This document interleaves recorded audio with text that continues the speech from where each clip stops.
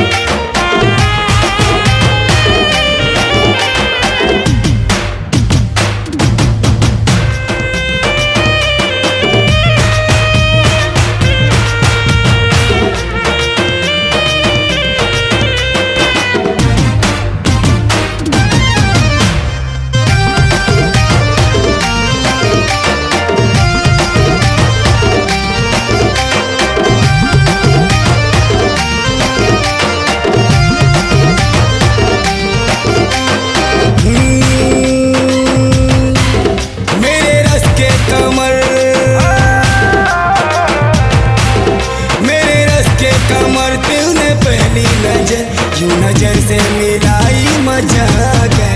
ए मोर गेले रानी ए मोर फूले रानी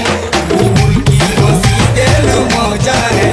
जोश ही जोश में मेरी आगोश में आके तू जो समाई मजा आ गया मोर कंचा की कोटे तू ही हंचा